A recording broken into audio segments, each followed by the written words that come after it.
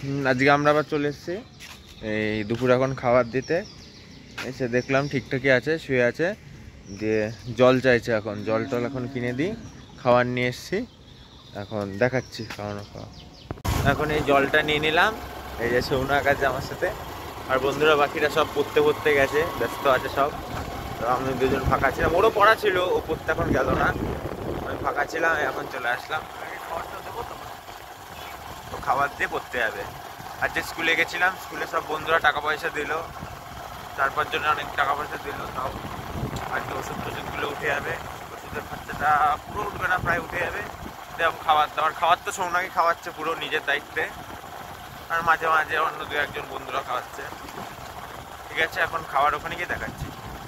এই যে এখন খাওয়ানোর এখানে চলে এসেছি, সৌনক সব খাবার টাবার খুলে দিচ্ছে, বসে আছে, খাওয়ানোর ভিডিওটা দেখিয়ে দিচ্ছে হাইপার ল্যাপস করে।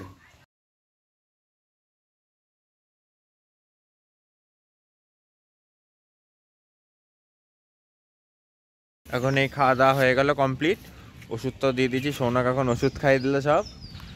ঠিক আছে, তা আবার রাতে আসবো। রাতে হয়তো আমি আসবো না, ভিডিও হয়তো করবো না, ওই কাকা আছে যে অপু কাকা, সে আসবে, আর সৌনক আসবে। সৌনক অনেক সাহায্য করছে, সারাক্ষণ থাকছে যাচ্ছে। আজকে আর ড্রেসিংটা করালাম না, পা ঠিকঠাক আছে, কন্ডিশন রিকভার হয়ে যাবে খুব তাড়াতাড়ি। পায়ে কালকে হয়তো ড্রেসিং আবার করতে হবে। ঠিক আছে, তাহলে এই ভিডিওতে এটুকুই থাকলো।